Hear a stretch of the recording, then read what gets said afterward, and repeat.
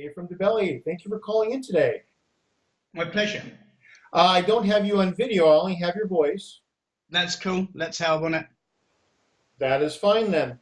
Well, let's get going on this. Congratulations on the new record, Cryptoriana, the Seductiveness of Decay. The Seductiveness of Decay. Forgive me. Congratulations on the record. I'd like to hear a little bit about it. I know it's out in September. Tell me something. Well, it's called Cryptoriana, which is an amalgam, obviously, of Crypt and Victoriana. So essentially it means the Victorian age's infatuation with death and spirituality and the piercing of the veil. The subtitle, Seductiveness of Decay, obviously enforces that man's sort of romanticism about personifying death as a character, or in fact the need for self-destruction, which I know all about, as I was at the weekend playing a show at Bloodstock Festival and certainly drank my fill. So it's filled with themes of love and loss, midnight trysts, alliances with ghosts and vampiric entities. It's about staunch morality. It's all about everything's based in the Victorian age, because obviously my fascination with them stemmed from authors like E.F. Benson, Sir Arthur Conan Doyle, Oscar Wilde, Arthur Machen, Algernon Blackwood, Robert Louis Stevenson, etc., etc. So the tracks are either hinged or hilted in the Victorian age, or they're inspired by the writings of those authors. So it's in the style of Victorian Gothic horror, or stories that inspired them, because obviously it was a Gothic revival. So they were quite into stories like, for example, Persephone and Demeter, or So it's, sorry, without waffling on, which I am obviously. It's not a full concept album as in chronological, but everything, as I said, is hilted in that particular age, and fascinating era to explore, because they were very interested in, it was an age of science, and they saw spiritualism and palmistry and tarot reading and everything of that ilk as being a science. And I guess with it being the biggest empire that's ever ruled, obviously it was built on bloodshed and wars and skirmishes across the world, and so they were close to death anyway, and I think, as I know, the middle class saw it as an opportunity to try and explore this realm of the supernatural, and they were quite ghoulish anyway. I mean, with everything that goes with them. And if you look at Jack the Ripper and Sweeney Todd and the Penny Dreadfuls they'd read, and coffins filled with little bells in, so if they were, people had a morbid fear of being buried alive, which I think stemmed from the resurrectionists, which were people that would come and dig up your grave to sell to doctors and what have you, to experiment on. And then Memento Mori, which are the portraits of your dead loved ones sitting up dressed, and obviously when Queen Victoria died, she took to donning funereal garb, and then all the women of the age followed on suite, people wearing black as well. So it's quite a fascinating era, and I think it's good fodder for an album. It absolutely is. I'm amazed that you've really encapsulated the Victorian Goth horror in this. You've done a wonderful job with it. And I was reading that the band wrote separately. Was there a concept going in? Did you have a map where you said, I kind of want to head toward this destination? Or did the music just happen? Well, people wrote separately, and then we went to Brno in the Czech Republic, which is the second largest city. And it's where Marthas, the drummer, and Ashok, one of the guitarists, live. We were doing a festival in Slovakia at the end of like this week and a half that we took out there, and it was a bit like team building. It was like a team building exercise mixed with a bit of sightseeing, having a laugh, but more importantly, we were there to collate all the ideas for the record.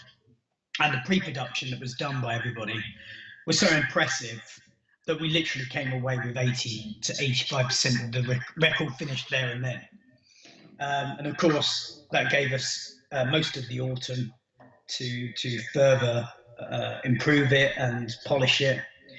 But that just doesn't stop there. You know, the album itself mutates even further when you get into the studio. Well, it's amazing how it's come together. Your first single was Heartbreak and Seance. How did you select that, and talk a little bit about putting the video together and so on? Well, it's very hard to select a track full stop because all the songs are very different from one another. So we looked at something that had every attribute that we thought worked, including the length. And the video came together because we wanted to use the same artist, Arthur Bazint, who undertook the artwork for Hammer of the Witches, the previous record. And then I found out from some of his peers that they said he was a better video director than he was an artist. At which point, we jumped at the chance to pull the album budget together, like the artwork budget, the video budget, the photography budget. So we decided to travel to Riga in Latvia, which is his home city. Because obviously, without being too crude, it was going to be a lot cheaper than doing it somewhere like London. And when we got there, we were so blown away by the enormity of the crew, the cast, the attention to detail in, you know, the actual props. I mean, they built a forest. They had this amazing backdrop and pillars. You know, even had a stunt crow at one point, snakes, snow. Or it literally, the video goes through several seasons. Yeah, we were just absolutely blown away, and I love the video because there's no CGI involved, and it just looks so cinematic. Yeah, the video looks great. And I read a comment that you made. Yeah, you were talking about past Cradle of Filth efforts and videos and promotion, and talking about how in bygone days there was a budget that could afford to do these expansive videos with all these details, and then today that music has sort of evolved away from that. The budget just isn't there. Yet this video seems to capture all of that. It's amazing to me.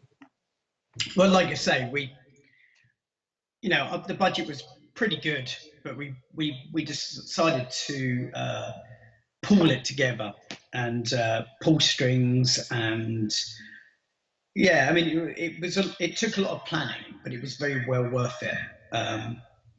When you see the finished item, you think, and the artwork for the album, which is more than just the cover, obviously. And the photography. Yeah, I'm very pleased with the end result. You've got a second video out as well, just recently released here. Yeah, a lyric video. Yes, yeah. yes. It's a lyric video. I will know the lion by his claw. Talk a little bit about that.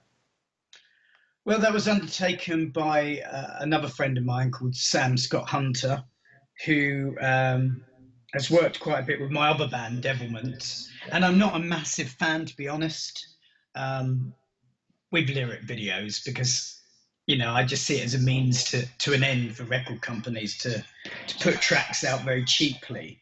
Yes. And I talked with Sam and I said to him, look, we want to do something that's a little bit more than just another lyric video. And he came up with this great idea of this typewriter. And yeah, I mean, obviously it is indeed another lyric video, but I think it's attacked that process from a different angle. And I think it works very well. You know, it brings over the intensity of the song. I agree with you completely. And again, sorry, we chose that song because it's vastly different from Heartbreak and Seance. So the people that would go, oh, that, you know, it's very romantic and, you know, melodic, the first track, and quite tragic.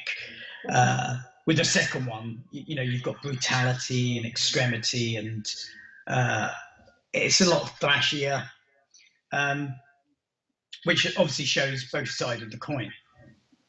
Now, you've mentioned the diversity of the tracks on this record. Do you think there's any one track that just truly represents the entire album? No.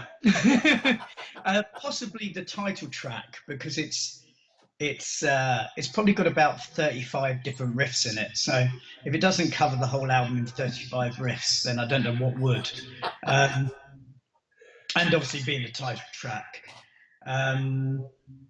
Yeah, I mean, if I was to go for anything that sums a record up, I'd probably say that the Seductiveness of Decay. Over the years, your fans have commented that your voice has changed, and to be honest with you, I don't really think, in my opinion, your voice really hasn't changed that much. I mean, time does what it does to a voice, but I think you're stylistically changed as far as your approach to music and to singing songs. I think this is one of the most aggressive, and where I scream more on this, I think, than I have on Yes. maybe the last 5, 6 records. Yes. So that's going back half a career. The thing is that, yeah, obviously vocals change, but what people seem to forget as well, at the age of 44, I don't want to sound like a croaking frog. I just don't think as a vocalist you've got much audacity, integrity if you're still singing like that. I want to be extreme, but I want people to hear the words. And that in itself is harder than either singing normally and singing extremely, because it's an amalgam of both of them. So when people do comment say, "Oh, he's lost his voice," you just go, "No, I'm just changing my style up." Exactly. Try how. I mean, we've the amount of touring we've done as well. It's I have this conversation with all kinds of extreme metal vocalists, and we're all pretty much in the same boat when it comes to thinking along that ilk. Understand. When people talk crap, basically. You had a guest on this album, Liv Christine from Leaves' Eyes. She sang on Vengeful Spirit. Talk a little bit about that. How did you select her, and how did that work out? Well, it was a very last-minute thing, actually. It was totally 11th hour. The producer and I just couldn't get our head around why this song wasn't working, why it was only like 75% there. And so we decided to just totally mix it up. We said, why don't we try something else with the female vocals? And I won't bore you with the details of how it came around, but we decided on Liv, gave her a call, just managed to catch her before she was disappearing to Italy for a week's holiday. And so she sort of held that off for a couple of days so she could get in the studio a couple of times.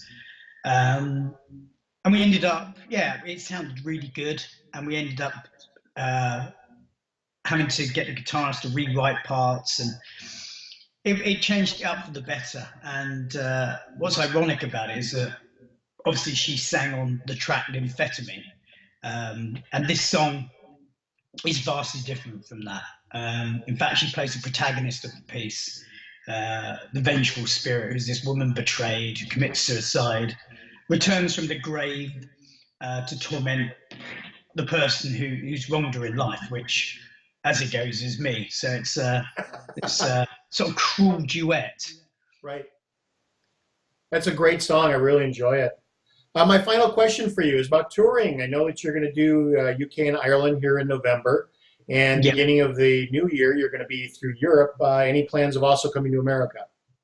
Absolutely. The thing is, we're under new management, and he's like, well, I say he's rebooting the band, we've got a new album out, and he's using that to do this massive One World Alliance world tour. I think it's going to be the most extensive tour that we've ever done. We've announced Europe. He also wants to leave it, 2, 3, maybe even a month before we announce America. So not everybody gets everything at the same time. There's plenty of time for announcing all that. But yeah, that's going to be an extensive tour as well. Hopefully Latin America, and then North America, Canada. We'll be going to Japan and Australia after that, and then on to Philippines and I think it's Malaysia, before heading back to Britain. You're going to be a busy man. Absolutely. Well, that's all I have today, Dani. Is there anything that I missed that you'd like to talk about? Well, I'd just like to redirect people to the Facebook pages, either Dani Filth or, more importantly, Cradle of Filth, because all these announcements, obviously surrounding the album, are constantly being made there. So those dates will be up soon.